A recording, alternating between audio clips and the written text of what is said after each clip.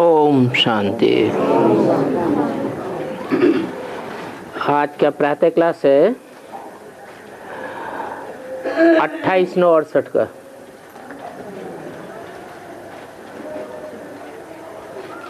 बाप घड़ी घड़ी बच्चों को अटेंशन खिंचवाते हैं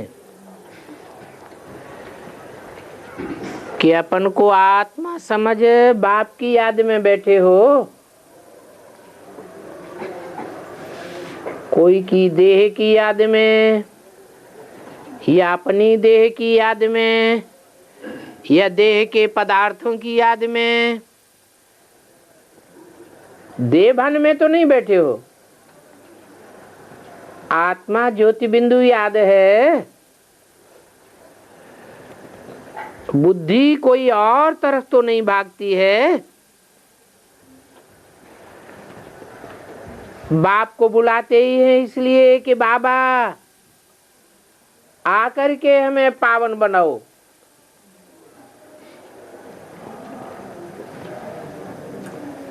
तो देह तो पावन बनेगी नहीं, देह तो विनाशी है। कितने भी संभालो, सजाओ, आखिरी देह के 5 तत्वों में मिल जावेंगे। मिट्टी मिट्टी में मिल जावेगी, परंतु नॉलेज तो तुम किसी को भी समझा सकते हो।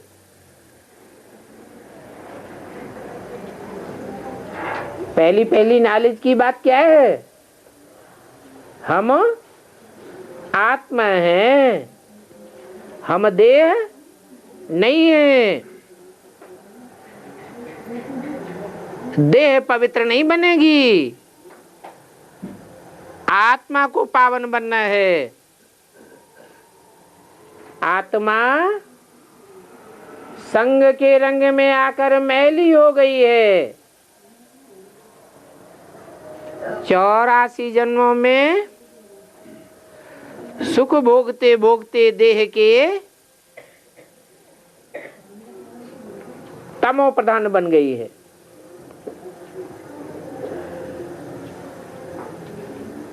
तो तुम किसी को भी समझा सकते हो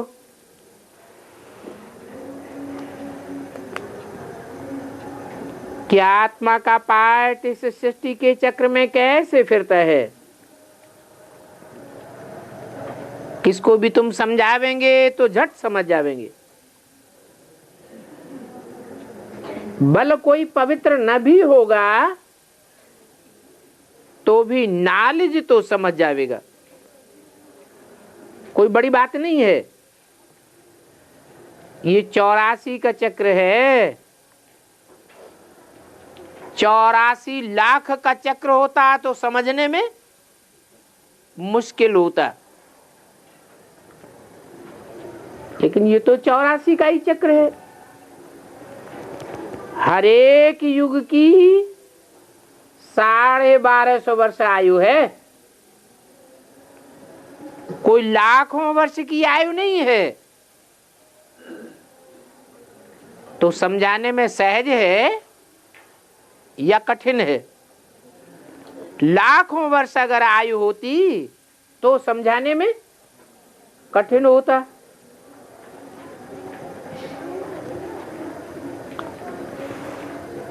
अभी तो बाप ने समझाया है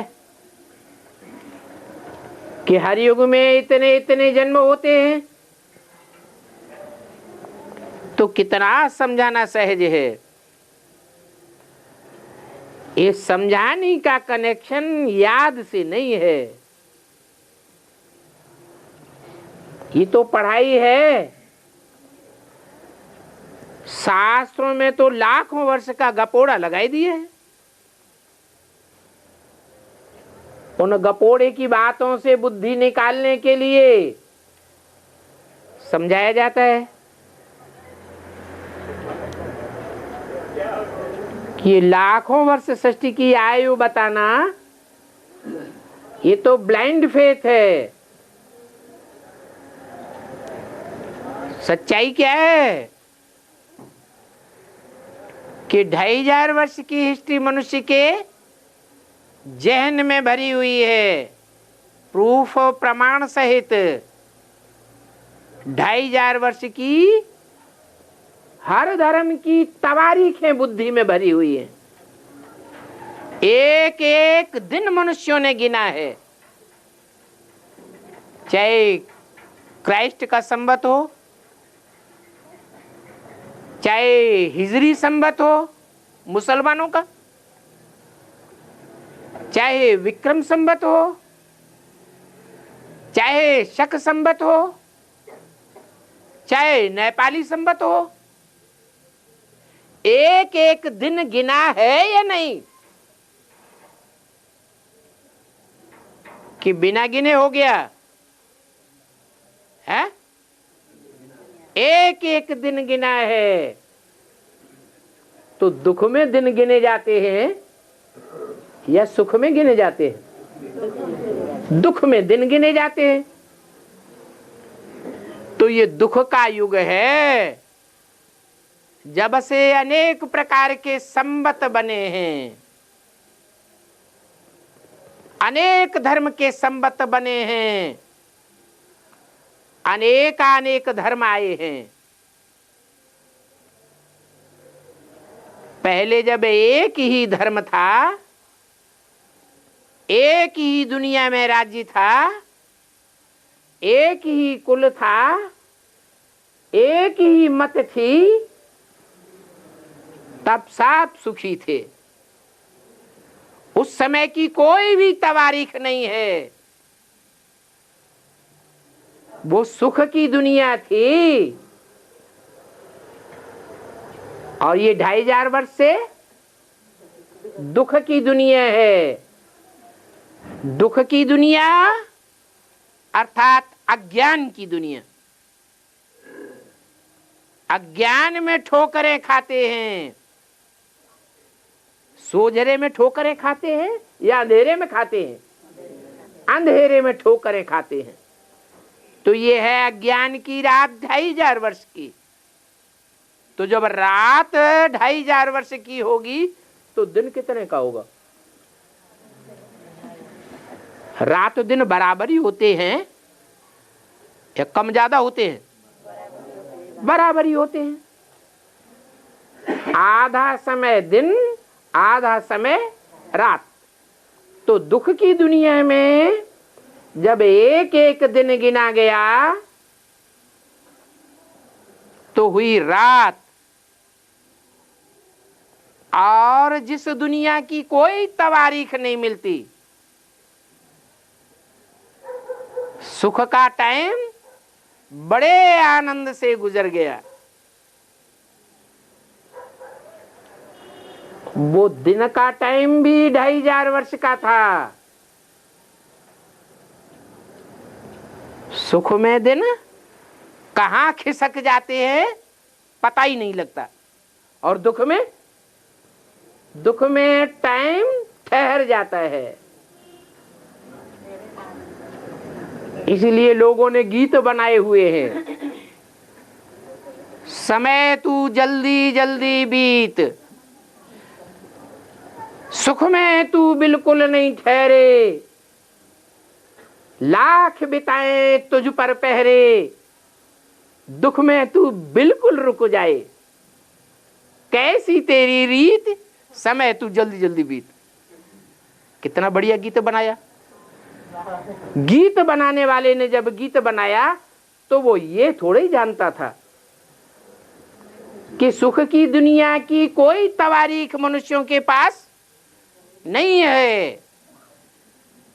सुख की दुनिया में कोई ने दिन नहीं गिने, और दुख की दुनिया में सब धर्म वालों ने दिन गिने हैं।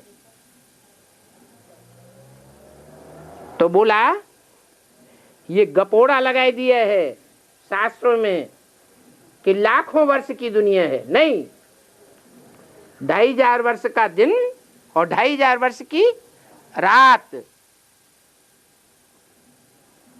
ये 5000 वर्ष की दुनिया है। और जैसे 24 घंटे रात दिन जैसे गुजरते हैं ऐसे ही दोबारा गुजरते हैं, फिर गुजरते हैं, फिर गुजरते हैं, ऐसे ही गुजरते रहेंगे। दिन रात जो गुजरते हैं उनमें अंतर पड़ता है क्या?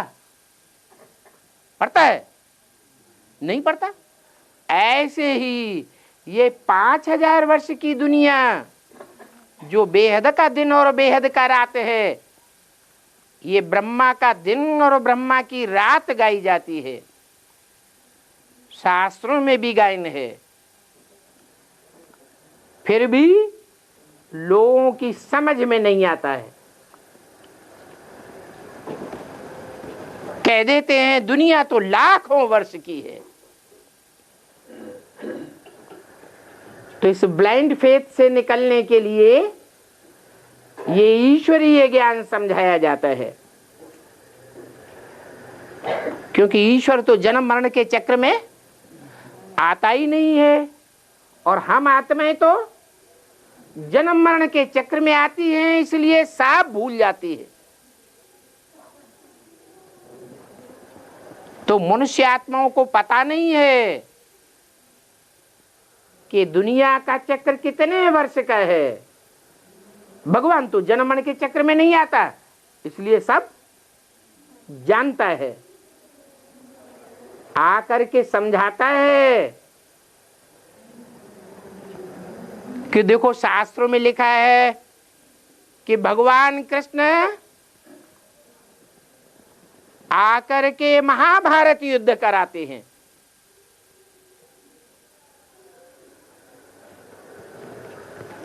कौरवों और पांडवों की लड़ाई कराते हैं। कितने साल हुए?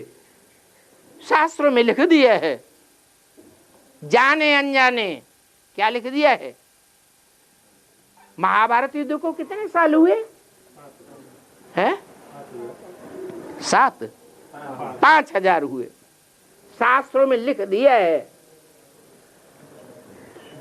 फिर लिख दिया है कि द्वापर के अंत में कृष्ण भगवान आए।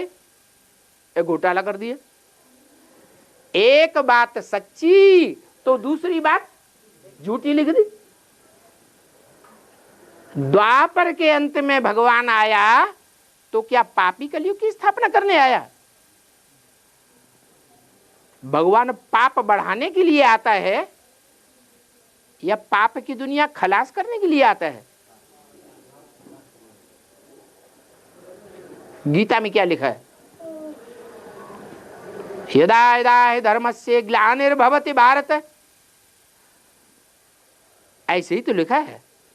जब धर्म की ग्लानि होती है, पापाचार बढ़ जाता है, तब मैं आता हूं, पाप की दुनिया को खलास करके पुण्य आत्माओं देवताओं की दुनिया बनाता हूं। तो देखो महाभारत ग्रंथ में भी घोटाला कर दिया है कि भगवान द्वापर के अंत में आता है। वास्तव में कीर्तन भी करते हैं, उसमें बोलते हैं हे कृष्ण नारायण वासुदेव। माने कृष्ण और नारायण एक ही है या अलग अलग है? एक ही है। नारायण का राज्य सतयुग में बताते हैं। शास्त्रों में लिखा है नारायण 16 कला संपूर्ण। फिर कृष्ण को भी कितने कला संपूर्ण? 16 कला संपूर्ण बताते हैं ना। फिर कहते हैं कि सतयुग है 16 कला संपूर्ण, त्रेता है 14 कला संपूर्ण, द्वापर 8 कला संपूर्ण। कलयुग में कलाएं उतरते उतरते कलाहीन हो जाता है। तो देखो सच्ची बातें भी बताते हैं, फिर झूठी बातें भी बता देते हैं। इससे क्या साबित हुआ? कृष्ण सतयुग के आदि में था या द्वापर के अंत में था? आदि में चाहिए, उन्होंने द्वापर के अंत में डाल दिया। फिर कह दिया कृष्ण गीता का भगवान है। अब कृष्ण गीता का भगवान है तो एक और गपोड़ा साथ में लगा दिया, बड़ा सा। कृष्ण गीता का भगवान है जो जन्म मरण के चक्र में दिखाया है शास्त्रों में, तो हम सब भी जन्म मरण के चक्र में आते हैं। तो हम भी भगवान, तुम भी भगवान, ये भी भगवान, सब भगवान ही भगवान। अब कृष्ण को गीता का भगवान मानेंगे तो सबको भगवान मानना पड़े। भगवान भी जन्म मरण के चक्र में आता है। वास्तव में भगवान तो जन्म मरण के चक्र से न्यारा है। अगर वो भी जन्म मरण के चक्र में आने लगे तो हमको छुड़ाने वाला कोई भी नहीं है। इसलिए बोला कि यथार्थ बात बाप ही आकर के समझाते हैं कि दुनिया का चक्र सिर्फ 5000 वर्ष का है, लाखों वर्ष का नहीं है। बाकी रही सतो प्रधान बनने की बात, कलयुग है तमो प्रधान युग। कोई तमो प्रधान बनता है तो लड़ाई झगड़े मारा मारी करेगा ना। तो कलयुग में होता है लड़ाई झगड़ा मारा मारी। कल है कलेश का युग, नाम दे दिया कलह युग। और सतयुग, सतयुग में तो कलह कलेश होता ही नहीं, क्योंकि सत्य का युग है। जहां सच्चाई है वहां भगवान वास करता है। जैसे सत्य चित्त आनंद वास करता है, वो नारायण का राज्य है। परंतु नारायण देवता है। भगवान ने नर को नारायण बनाया है, नारायण भगवान है नहीं। लेकिन मान देने के लिए कह देते हैं लक्ष्मी नारायण भगवान भगवती है। क्योंकि भगवान आता है तो क्या बनावेगा? भगवान भगवती बनावेगा। डॉक्टर क्या बनावेगा? Doctor surgeon बनावेगा। वकील क्या बनावेगा? वकील जज बनावेगा। मास्टर मास्टर बनावेगा। डॉक्टर डॉक्टर बनावेगा। जो जैसा है वैसा ही तो बनावेगा ना। तो भगवान भगवान भगवती बनाता है। फिर भगवान भगवती से देवी देवताओं की तैयारी होती है, जो सतयुग में देवी देवताएं होते हैं। तो यथार्थ बात बाप की है। बाप कहते हैं तमो प्रधान से सतो प्रधान, तुम सच्च बाप को याद करने से बनेंगे। वो ही सत्य है। इस दुनिया में कोई छाती ठोक के नहीं कह सकता कि मैं 100% सच्चा हूं। मेरे अंदर 100% सच्चे संकल्प चलते हैं। मैं 100% सच्ची बात बोलता हूं। मैं 100% सच्चे कर्म करता हूं। सच्चा होगा तो सुखदाई होगा या दुखदाई होगा? सच्चा तो सुखदाई होता है, और झूठा झूठा दुखदाई होता है। तो भगवान तो है ही सच्चा। दूसरे धर्म वाले भी कहते हैं गॉड इज ट्रुथ। हम हिंदू भी कहते हैं कि भगवान सत्य चित्त आनंद है। पहला गुण क्या बताया? सत्य है। सच्ची बात सुना करके सचखंड की स्थापना करता है कि झूठी बातें सुनाता है? झूठी बातें तो इन्हें गुरुओं ने सुनाई। 2500 वर्ष से झूठी बातें सुनाई तो सचखंड स्थापन हुआ। दिन ब दिन दुनिया झूठी बनती जाती है। सच्चाई से ही सचखंड की स्थापना होती है।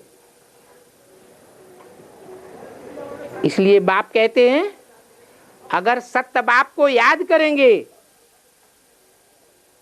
तो बहुत ऊंचा पद पाए लेंगे,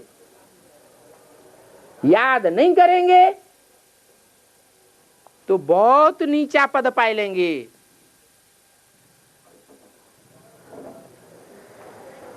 बाप आया हुआ है पदवी बांटने के लिए। 500-700 करोड़ कुर्सियां हैं, जिसको जो नंबर लेना हो ले सकता है। अव्वल नंबर लेना हो तो ले सकता है। देने वाला भगवान बाप है और जन्म जन्मांतर की प्राप्ति कराने वाला है।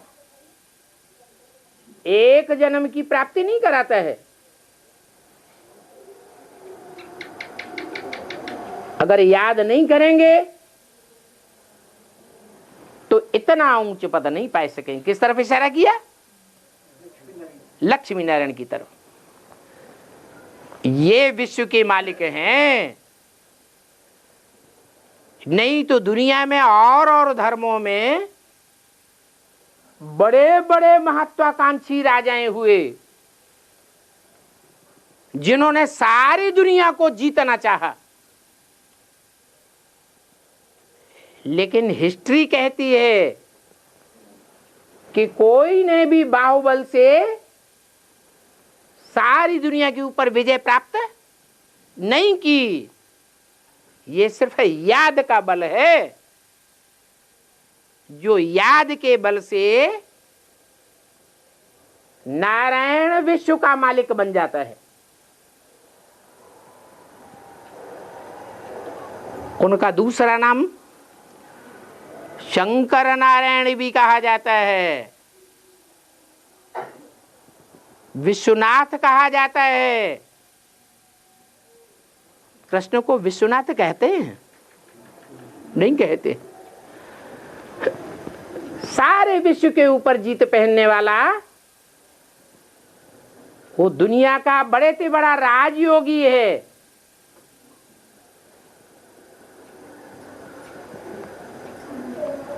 तो बाप कहते हैं ऊंच पद पाना है तो मुझे याद करो।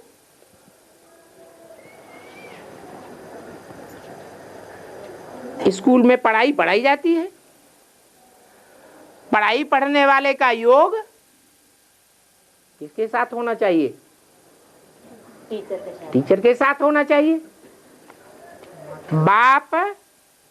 बाप बन करके भी आता है, टीचर बन करके पढ़ाई पढ़ाता है, और फिर सदगुरु बन करके सदगति भी देता है।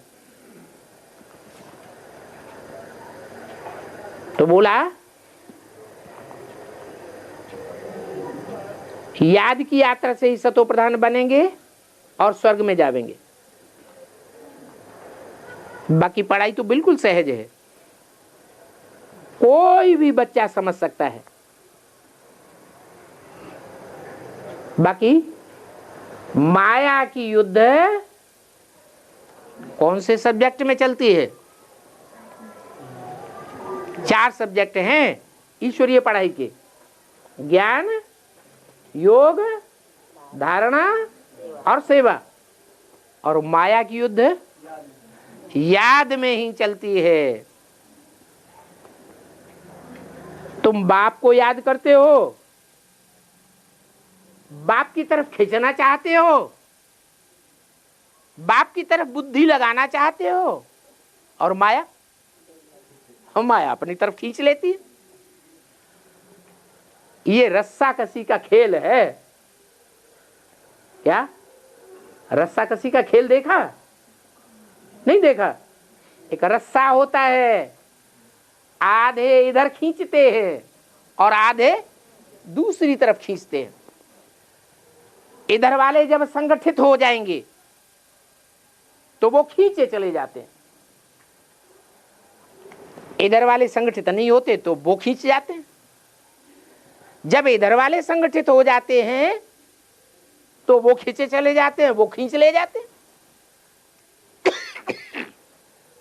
तो रस्साकसी में कौन जीतता है? संगठन शक्ति वाले जीतते हैं। क्यों? ये शक्ति कहां से आती है? बाप की याद से प्योरिटी आती है, प्योरिटी से यूनिटी आती है, यूनिटी को संगठन शक्ति कहा जाता है।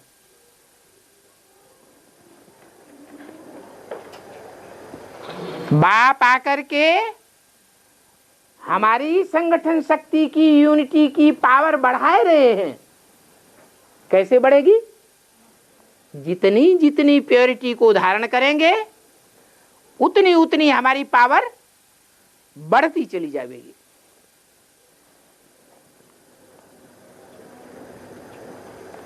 तुम बाप को याद करते हो, ऐसे तो कोई नहीं कहेंगे मेरे में शिव बाबा बैठा है। अरे याद करते हो कि शिव बाबा बैठा है? याद करते हो। अपन को आत्मा समझा, मैं ज्योति बिंदु आत्मा हूं, अब बाप मेरे साथ है। साथ है या प्रवेश है? साथ है। याद करते हो। अगर कोई कहे कि मेरे अंदर शिव बाबा प्रवेश है, मैं आत्मा बिंदी और शिव बाबा बिंदी मेरे में, मेरे साथ बैठा है, प्रवेश है, तो उन गुरुओं में हमारे में क्या अंतर हुआ? वो गुरु भी कहते हैं शिवोहम और हम भी कहें शिवोहम, तो कोई अंतर होगा? कोई नहीं। उन गुरुओं ने भी अनेक भगवान बनाए दिए और हम भी कहेंगे शिवोहम, तो तुम भी कहोगे शिवोहम, ये भी कहेंगे, सब कहेंगे शिवोहम। फिर तो सर्वव्यापी वाली बात हो गई।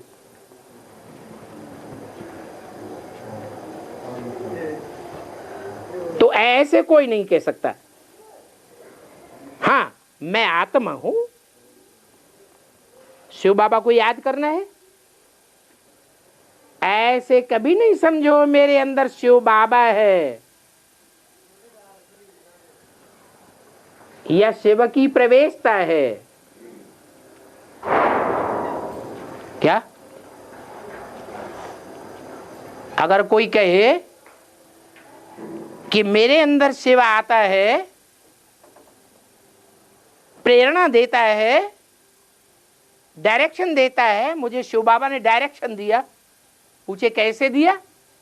शिव बाबा ने प्रवेश करके डायरेक्शन दिया, तो तुम मान लेंगे? मान लेंगे? क्यों नहीं मानेंगे? क्योंकि बाबा ने कहा सुनी सुनाई बातों से भारतवासियों ने दुर्गति पाई है। किसी के कहने मात्र से कभी कोई बात नहीं मानना। बोलो, प्रूफ बताओ। बाप बुद्धिमानों की बुद्धि है, तो बुद्धिमानों की बुद्धि बाप के बच्चे भी कैसे होंगे? बुद्धिमान होंगे। ऐसे बुद्धू थोड़े ही होंगे को कोई ने कहा बाबा ने हमको ऐसे कहा तो मान लेंगे? है? बिल्कुल नहीं मानना। कोई कहे कि बाबा ने हमको ऐसे कहा, या बाबा मेरे में प्रवेश होता है, या बाबा ने मुझको प्रेरणा दी, ये सब बरगलाने वाली बातें हैं। बिना प्रूफ प्रमाण के कोई बात मानने के लिए तैयार नहीं होना है। हाँ, बाप तो कहते हैं मैं इस मुकर्रर रथ पर सवार होकर तुम बच्चों को समझाता हूं।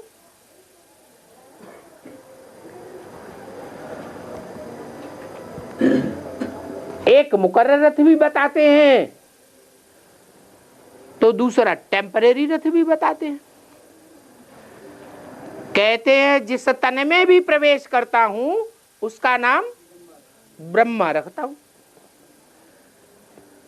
तो ब्रह्मा एक है या अनेक है?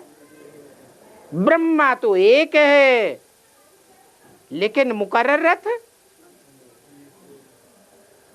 एक है और ब्रह्मा भी एक है? ब्रह्मा अनेक है। जब मुकर्रर रथ एक है और ब्रह्मा अनेक हैं, तो मुकर्रर रथ उसका नाम बदल जाता है। कौन सा ब्रह्मा? प्रजापिता ब्रह्मा। उसका टाइटल क्या? सिर्फ ब्रह्मा नहीं, उसका टाइटल प्रजापिता ब्रह्मा।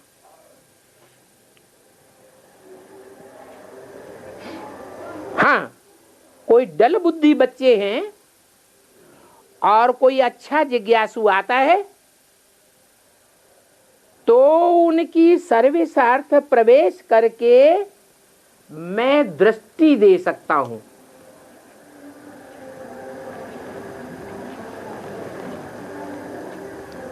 डल बुद्धि नहीं समझा सकता, वाइब्रेशन की छाप नहीं छोड़ सकता। समझने वाला पावरफुल है, तो जो समझाने वाला अगर हिम्मत करता है तो हिम्मते बच्चे बाप मदद दे देते हैं। बाकी मैं सदैव किसी में नहीं बैठ सकता हूं, क्योंकि मैं कब आता हूं कब चला जाता हूं कोई को पता भी नहीं चलता। जिसमें प्रवेश करता हूं उनको पता चलता है। मुरली में बोला पूछा, इन ब्रह्मा में प्रवेश करता हूं इनको पता चलता है, ब्रह्मा को भी पता नहीं चलता। कब आता हूं कब चला जाता हूं। बैल पर सदैव सवारी होती है क्या? सदैव कोई बैल पर बैठा रहेगा क्या? नहीं। मेरे आने जाने का कोई को पता नहीं पड़ता। हाँ, मनुष्य आत्माएं जब प्रवेश करती हैं तो उनके प्रवेश करने का पता चल जाता है। जैसे ब्रह्मा की सोल गुलजार दादी में आती है तो चेहरा मोरा बदल जाता है, पता चल जाता है कि कोई मनुष्य आत्मा की सोल आ गई। बाकी शिव बाबा ऐसे नहीं आते। क्यों? क्योंकि शिव को तो अपना शरीर है ही नहीं, सूक्ष्म शरीर भी नहीं है। स्थूल शरीर में ज्यादा ताकत होती है या सूक्ष्म शरीर में? सूक्ष्म शरीर में ज्यादा ताकत होती है। तो सूक्ष्म शरीर जब प्रवेश करता है मनुष्य आत्मा का, तो जिसमें प्रवेश करता है उसका चेहरा मोहरा भी बदलता है, उसमें ताकत भी आ जाती है। मैं तो हल्का फुल्का हूं। कौन है? शिव बाप हल्की फुल्की आत्मा है, उनका सूक्ष्म शरीर का भी कोई वजन नहीं। स्थूल शरीर तो है ही नहीं, तो सूक्ष्म शरीर भी नहीं। तो मैं हल्की फुल्की आत्मा कब आता हूं कब चला जाता हूं कोई को पता ही नहीं चलता। हाँ, इस ब्रह्मा में भी आता हूं टेम्परेरी। कौन से सन तक आया है? 69 18 जनवरी तक आया। उसके बाद तो शरीर ही छूट गया। 68 की वाणी है ना, तो इशारा दे दिया कि पूरे संगम युग इनमें प्रवेश नहीं कर सकता। इस समय तो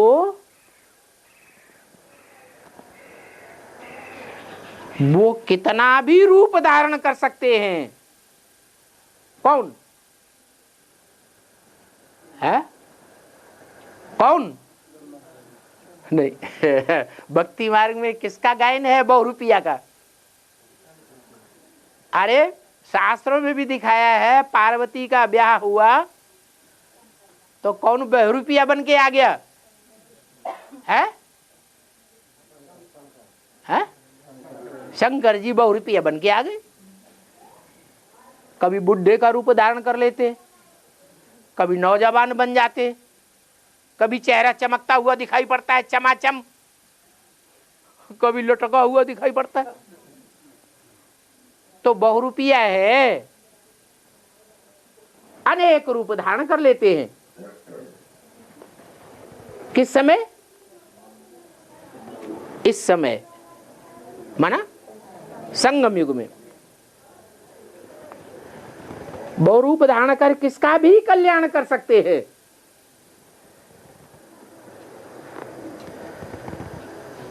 बाकी ऐसे कोई नहीं कह सकता कि मेरे में शिव बाबा है। अगर ऐसे कोई कहे और दूसरे मानने लगे तो क्या हो जाएगा?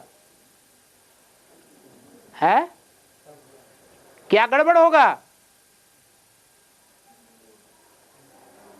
फिर तो सब कहने लगेंगे मेरे अंदर शिव बाबा आया, मेरी बात मानो। एक की मत पर चलना है या अनेकों की मत पर चलना है? श्रेष्ठ ते श्रेष्ठ की मत पर चलना है।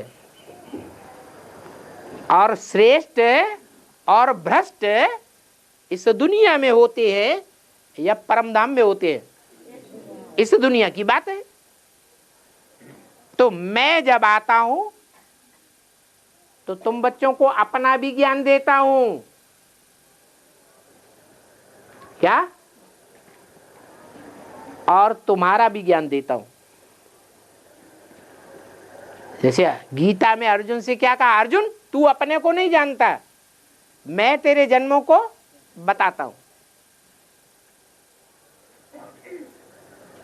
तो तुम बच्चों के अनेक जन्मों को भी बताता हूं।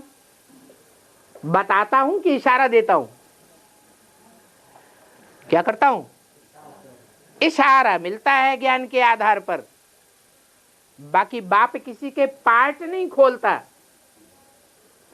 जो मनन चिंतन मंथन करने वाले बच्चे हैं वो अपने पार्ट को स्वयं ही पहचान लेते हैं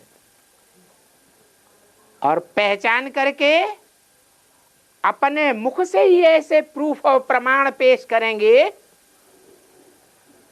जिससे सबको पता लग जाएगा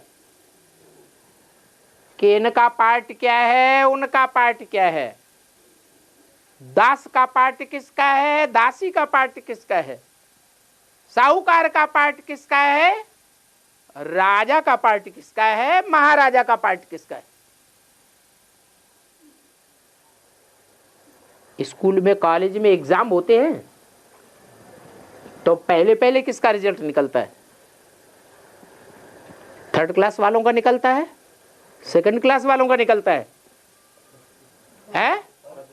फर्स्ट क्लास वालों का भी नहीं निकलता। जो पास विद ऑनर होते हैं उनका भी इकट्ठा नहीं निकलता। पहले जो अव्वल नंबर आता है स्टेट में या पूरे कॉलेज में, उसका नाम डिक्लेयर होता है। तो पहले पहले किसका नाम डिक्लेयर होता होगा? है? अरे मैं क्या बनाता हूं? मैं विश्व का मालिक बनाता हूं।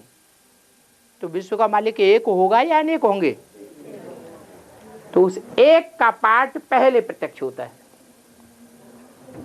10 साल पहले ही घोषणा कर दी, 66 में मुरली में बोल दिया, इन लक्ष्मी नारायण का जन्म कब हुआ? आज से 10 वर्ष कम 5000 वर्ष हुए। तो कौन सा सन आता है? आज से पीछे चले जाओ, 5000 वर्ष पीछे चले जाओ तो आज का ही दिन आ जाएगा ना। तो ये नहीं कहा 5000 वर्ष पहले, बोला आज से 10 वर्ष कम, माने पूरा चक्कर काटो और जब 10 वर्ष रह जाए तो रुक जाओ। तो कौन सा सन आएगा? 66 में बोला कौन सा सन आएगा? 76 आएगा। 76 के लिए इशारा दे दिया कि न लक्ष्मी नारायण का प्रत्यक्षता रूपी जन्म हो जाएगा ब्राह्मणों की दुनिया में। जो नजदीकी होंगे जन्म जन्मांतर के, जन्म जन्मांतर जिनको साथ रहना होगा वो पहले पहचानेंगे, या जो दूर वाले होंगे वो पहचानेंगे? है जिन्होंने जन्म जन्मांतर साथ दिया होगा वो पहले पहचानेंगे। तो 77 में अव्वल नंबर जो ईश्वरी यूनिवर्सिटी में पास होता है उसका नाम और रूप, धाम, गुण और कर्तव्य सब पूरी जीवन कहानी प्रत्यक्ष होना शुरू हो जाती है। ऐसे ही फिर और नंबरवार जो हैं वो भी प्रत्यक्ष होते जाएंगे। तो बोला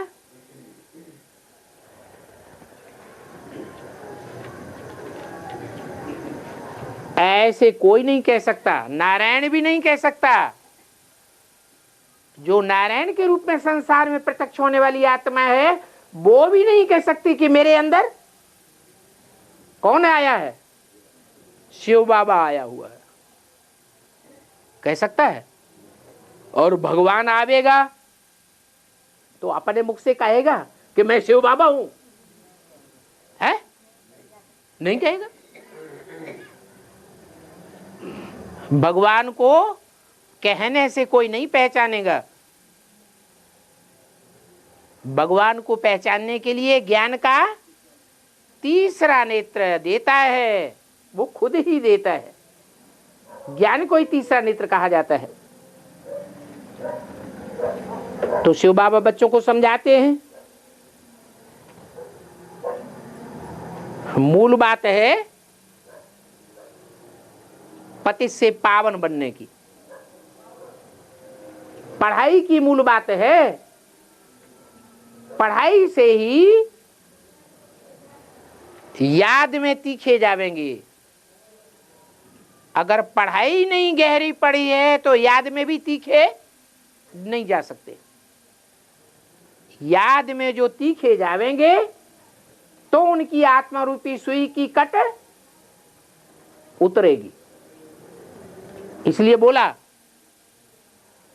कि आत्मा रूपी सुई की कट जिनकी बेसिकली उतर जाती है वो बच्चे मेरे से डायरेक्ट सीखेंगे। क्या मतलब हुआ? जिन्होंने ब्रह्मा से डायरेक्ट सीखा दादा लेखराज के मुख से, उनकी आत्मा की सुई की कट नहीं उतरी? उतरी या नहीं उतरी? है? नहीं उतरी, क्योंकि वो मुकर्रर रथ नहीं था। मैं मुकर्रर रथ में आकर के तुमको पढ़ाई पढ़ाता हूं टीचर के रूप में। उस मुकर्रर रथ के द्वारा ही बाप बाप है, टीचर है और सदगुरु का भी पार्ट बजाता है। तो पावन बनते हैं नंबरवार, फिर नंबरवार नई दुनिया में जाते हैं। नंबरवार घर में भी जाते हैं पहले, फिर नंबरवार नई दुनिया में आते हैं। तो 84 का चक्र तो किसी को भी सहज समझा सकते हो। ये चित्र तो सामने लगे हुए हैं और इन चित्रों पर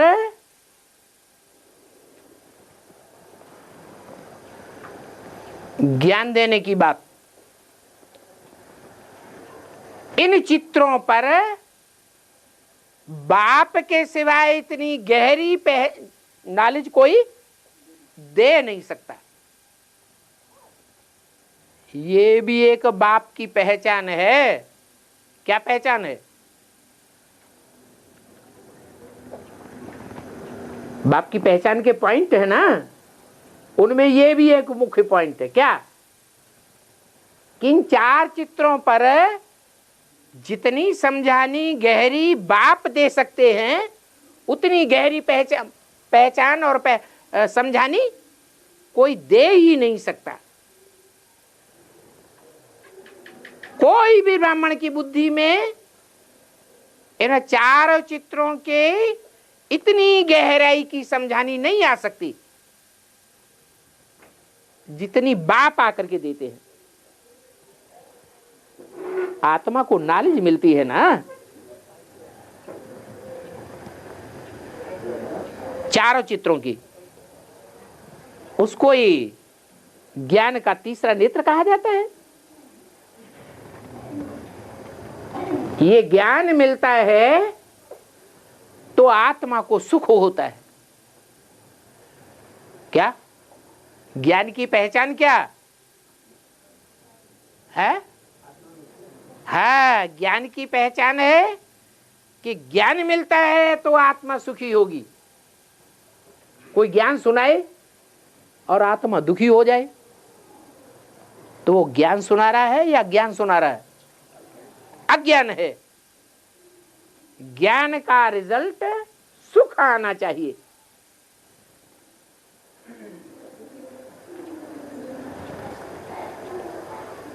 तो आत्मा कहती है मेरे शरीर को सुख मिला। बुद्धि में ज्ञान नहीं बैठता है तो आत्मा कहती है मेरे शरीर को दुख क्यों देते हो। वो ही एडवांस ज्ञान। कोई आत्माएं सुनती हैं तो बड़ी गदगद होती है,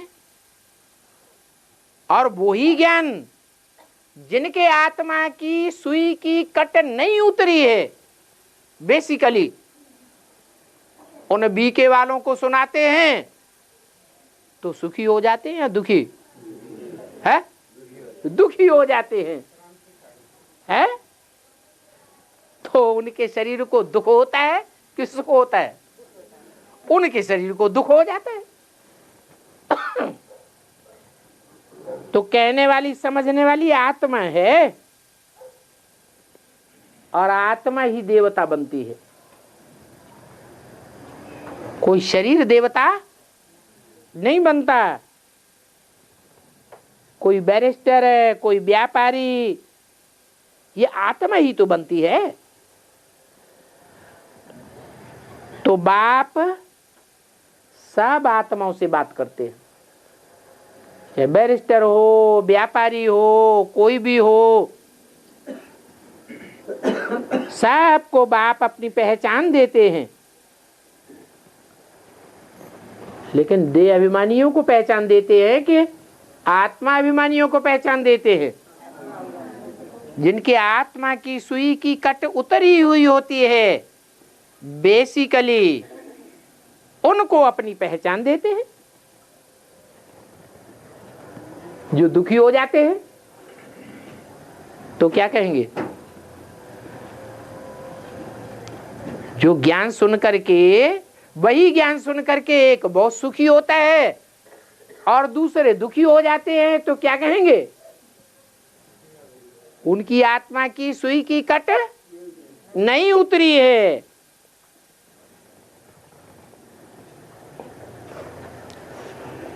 पवित्र आत्मा होती है तो पवित्र आत्मा की बुद्धि में जल्दी बैठता है। परंतु अभी तुम देवता नहीं हो, क्योंकि पूरे पवित्र नहीं बने हो, अपवित्र तो हो ना। तो अब देवी देवता बनने के लिए पवित्र बनना है। इसलिए ब्राह्मणों की 9 कुरियां दिखाते हैं।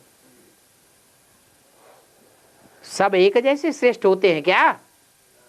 नहीं, ऊंच कुरी के भी ब्राह्मण और नीच कुरी के भी ब्राह्मण।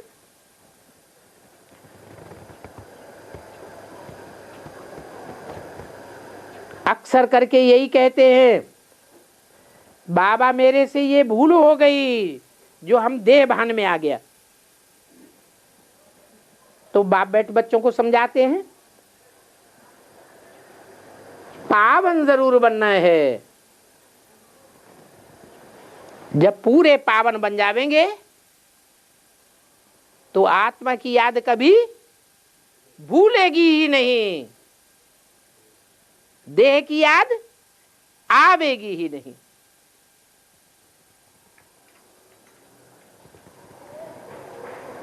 हाँ, कोई विकर्म न करो। वि माने विपरीत, कर्म माने काम। जो काम बाप ने बताए हैं करने के लिए, जो श्रीमत बाप ने दी है कि ये करो ये न करो, उस श्रीमत के विपरीत अगर कोई कर्म करेंगे तो 100 गुना बोझ चढ़ जाएगा। तुमको तो सर्वगुण संपन्न है यहां बनना है। यहां माने कहां? सतयुग में, संगम युग में ही सर्वगुण संपन्न बनना है। पावन बनकर फिर मुक्ति धाम चले जाएंगे। और कोई भी प्रश्न पूछने की दरकार नहीं है।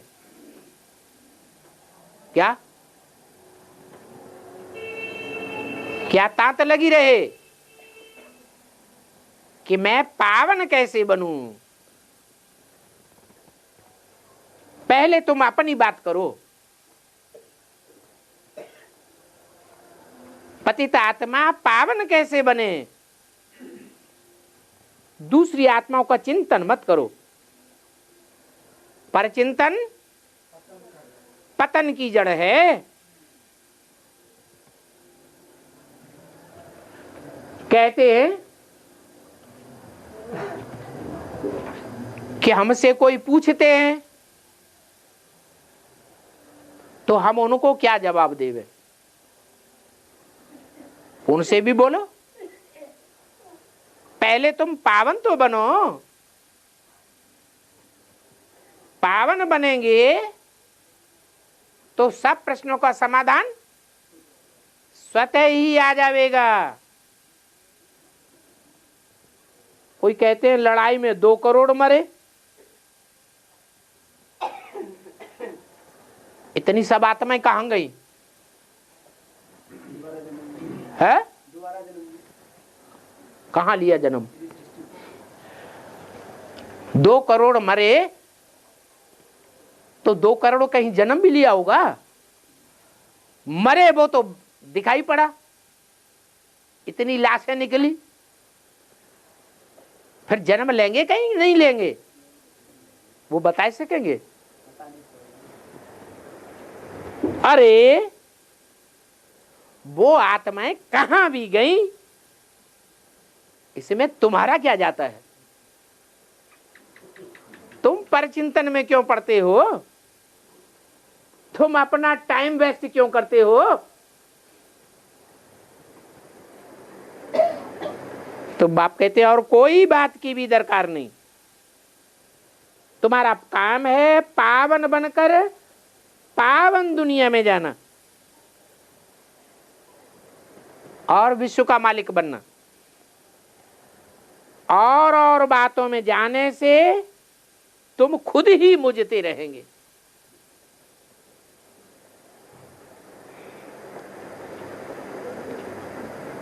ढेर के ढेर प्रश्न करते रहेंगे, ढेर के ढेर जवाब मिलेंगे। बाल में से खाल, खाल में से बाल निकलता ही चला जाएगा।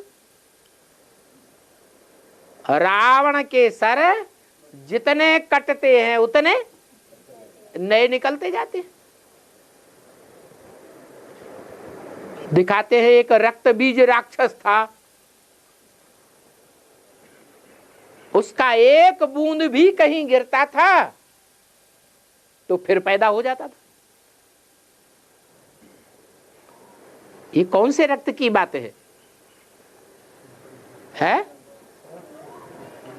ये संकल्पों का खून है।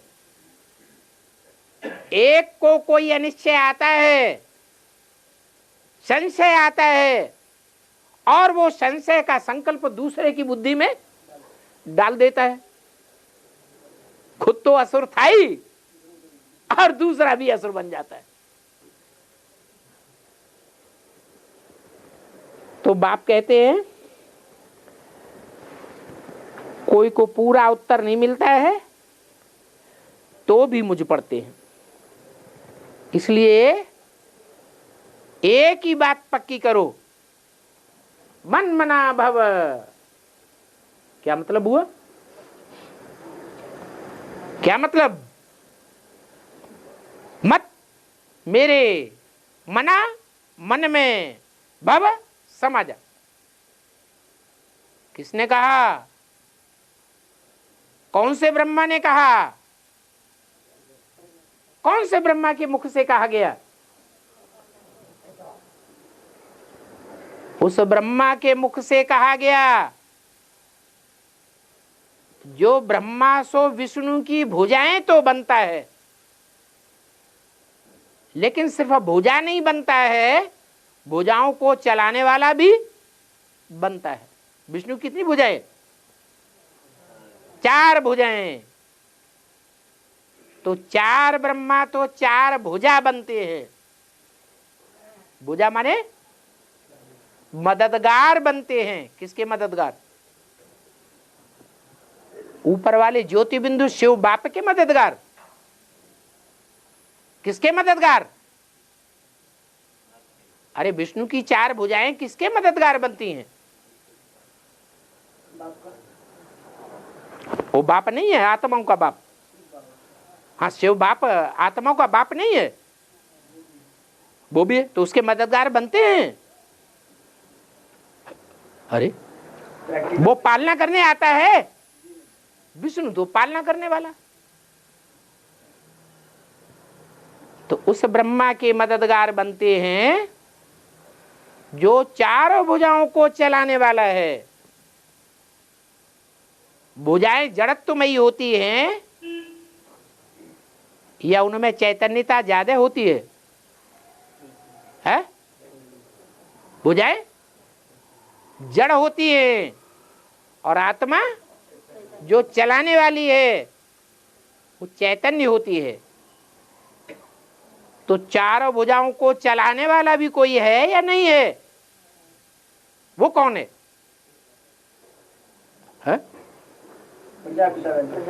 हाँ, जिस ब्रह्मा का नाम प्रजापिता ब्रह्मा पड़ता है, वो 4 भुजाओं को चलाने वाला है। तो बोला बाप कहते हैं मन मना भव, मेरे मन में समा जा। तो मेरा मन कौन हुआ? ब्रह्मा के 5 मुख कहे जाते हैं, पंचानन। तो उनमें मेरा मुख कौन सा हुआ? जो फर्स्ट है सो लास्ट। मैं पहले पहले किस में प्रवेश करता हूं? मुकर्रर रथ में प्रवेश करता हूं। किस लिए प्रवेश करता हूं? मुकर्रर रथ में पहले पहले किस लिए प्रवेश करता हूं? ज्ञान का बीज डालने के लिए प्रवेश करता हूं। जो गीता में लिखा है कि मैं जब आता हूं तो पहले पहले किसको ज्ञान देता हूं? सूर्य को ज्ञान देता हूं। तो कहते हैं मन मना भव, मेरे मन के संकल्पों में समा जा। क्या शिव को मन होता है कि अमन है? वो तो अमन है। फिर मेरे मन के संकल्प में समा जा, ये बात किसके लिए लागू होती है? प्रजापिता के लिए लागू होती है।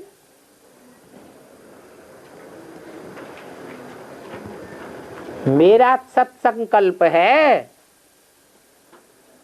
मन का काम क्या है? मन का काम होता है संकल्प विकल्प करना। मनुष्यों का मन संकल्प विकल्प करता है ना। मेरा मन संकल्प करता है या विकल्प करता है या दोनों करता है? दोनों करता है मेरा मन। ये कहने वाला कौन है? बाप नहीं, शिव बाबा। बाप अलग बात, वो आत्माओं का बाप है, बाबा नहीं है। बिंदु बिंदु आत्माएं सब भाई भाई, और वो उनका बाप। वो नहीं कहता। क्यों नहीं कहता? क्योंकि वो तो अमन है। जिसमें प्रवेश करता है उसके लिए बोला कि मेरे मन में समा जा, अर्थात मेरे मन में जो संकल्प चलते हैं ज्ञान युक्त, उन ज्ञान युक्त संकल्प में समा जा। देह से देह के सभी संबंध छोड़, माम एकम याद करो। जब एकम कहा गया तो क्या एक बिंदी के लिए कहा गया कि एक बिंदी को याद करो? बिंदी बिंदी बिंदी बिंदी, सारे ही तो बिंदी। कीड़े मकोड़े पशु पक्षी सारे ही बिंदी। कौन सी बिंदी को याद करो? है? अरे कौन सी बिंदी को याद करो, कैसे पता चले? अरे इसलिए पहचान दी मुकर्रर रथ। ये मुकर्रर रथ है जिसको कहा जाता है शिव बाबा, ताकि बुद्धि इधर उधर न बिफर जाए। अनेक व्यापी बुद्धि न हो जाए, एक स्थान पर टिकी रहे। इसलिए बोला मन मना भव, और मेरे पास ही तुमको आना है। क्या? माम एकम याद करेंगे तो मेरे पास ही आ जावेंगे। कैसे? वो भी मुरली में तरीका बता दिया। अगर मेरे को याद करेंगे तो तुम बच्चों को कोई तकलीफ नहीं होगी, दुनिया वालों को तकलीफ होगी, तुमको तकलीफ नहीं होगी। तुमको नैनों पर बिठा के ले जाऊंगा। तो उसके नैन कौन से हैं? बिंदी को नैन होते हैं क्या? फिर कौन से नैनों पे बिठा के ले जाएगा? है? अरे जो मुकर्रर रथ है, जो झाड़ के चित्र में ऊपर शंकर का चित्र दिखाया है ना, आत्माएं जा रही हैं। कौन खींच के ले जा रहा है? निमित्त तो कोई चाहिए।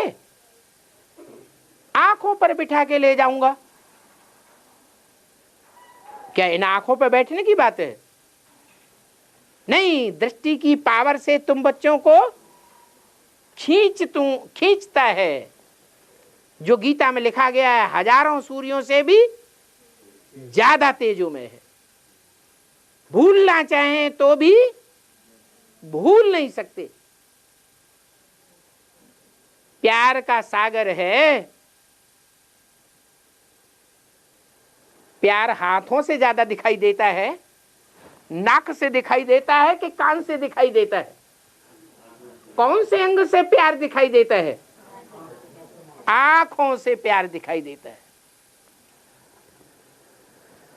भक्ति मार्ग में तो गीत बनाए देते हैं, गाते रहते हैं, इन आंखों की मस्ती में मस्तान हजारों हैं। अरे गीत गाने की बात थोड़ी ही है, ये प्रैक्टिकल अनुभव की बात है, रियलाइजेशन कोर्स चल रहा है। यह रियलाइज न करने से पता चल जाएगा काई की बात है। रियलाइजेशन कोर्स चल रहा है तो एक एक को रियलाइज करना चाहिए कि हमारी अवस्था क्या बनती है। रोजमर्रे की दुनिया में कोई दुश्मन भी अगर हंसता हुआ चेहरा दिखाता है, आंखों में खुशनुमाई दिखाई पड़ती है, तो देखने वाला जानता है कि ये दुश्मन है, तो भी क्या कर देता है, मुस्कुराए देता है। दुश्मन को देखता है तो भी खुशी आ जाती है। ये तो भगवान का रूप होता है। भगवान कभी किसी का दुश्मन नहीं होता, वो तो सदैव प्यार का सागर है। कहते हैं धर्मराज मेरे साथ है। क्या धर्मराज लाल लाल आंखें करेगा? ये तो अंधेरा हो गया। मैं तो सदैव प्यार का सागर हूं। धर्मराज मार का सागर बन सकता है, मैं मार का सागर नहीं बनता। कौन है धर्मराज? कौन है धर्मराज? धर्म का राजा किसे कहते हैं? जिसने प्रैक्टिकल जीवन में धारणा करके दिखाई हो। धारणाओं में मुख्य धारणा कौन सी है?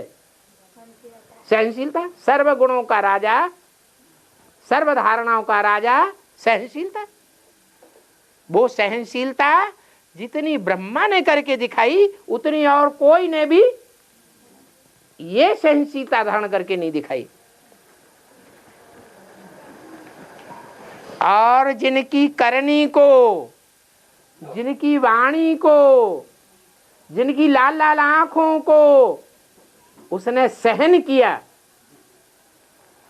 और उनको भी बदले में प्यार दिया।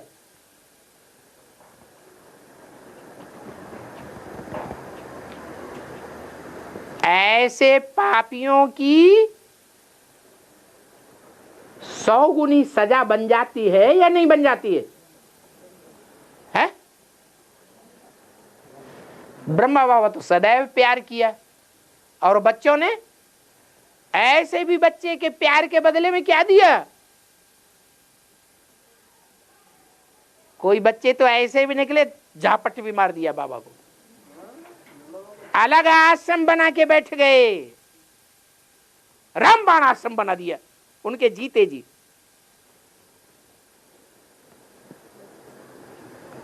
गाजियाबाद की बात है।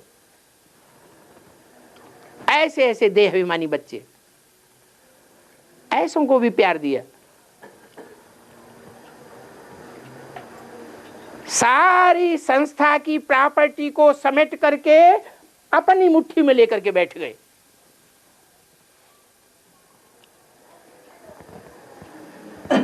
अपने मित्र संबंधी हितैषियों का नाम उसमें डलवा दिया रजिस्ट्रेशन में, और खुद मुख्तियार बन के बैठ गए। आज भी मुख्तियार बने बैठे हैं, वर्ल्ड रिन्यूअल ट्रस्ट बना करके। ऐसे बच्चों को भी प्यार दिया। आज भी गुलजार दादी में उन बच्चों को प्यार दे रहे हैं कि नहीं दे रहे? दे रहे हैं। आखिर इस प्यार की, इस सहनशीलता की कोई इंतहा होगी कि नहीं होगी?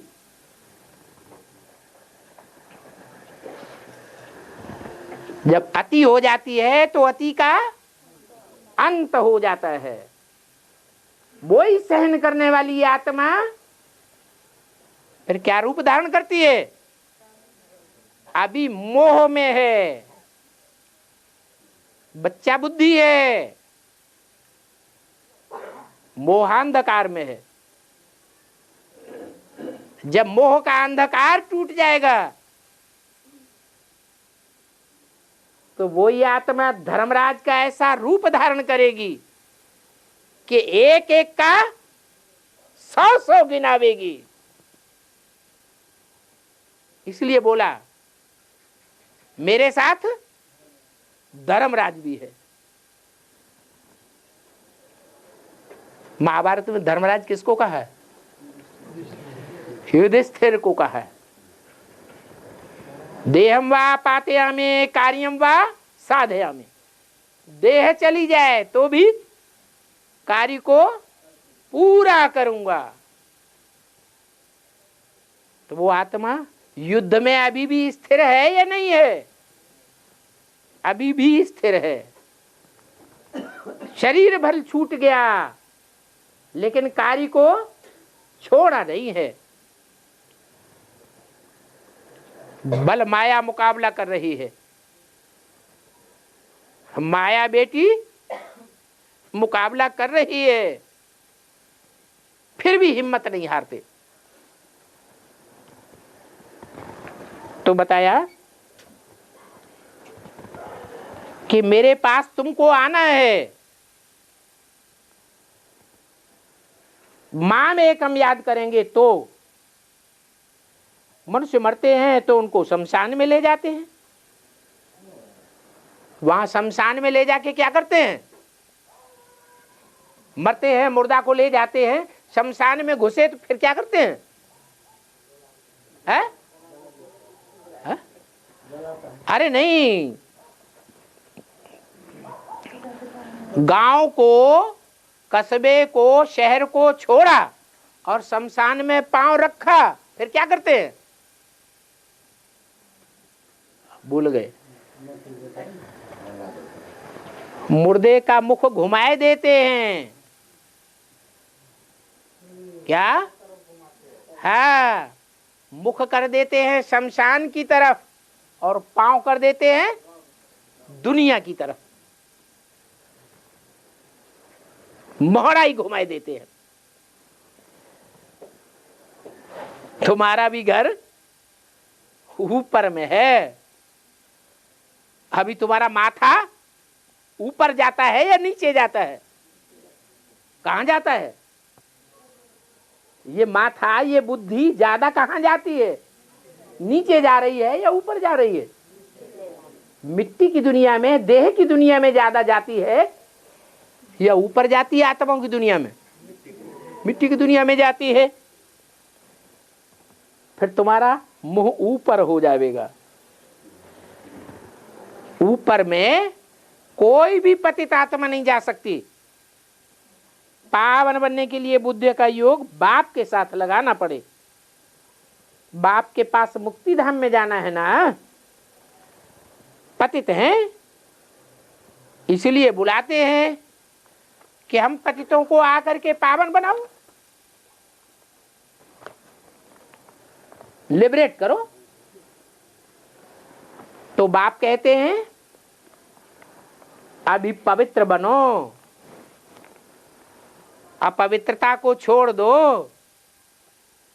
अपवित्र संकल्प, अपवित्र वाचा, अपवित्र कर्मेंद्रियों से कर्म छोड़ दो। अब ज्यादा टाइम नहीं है। ओम शांति।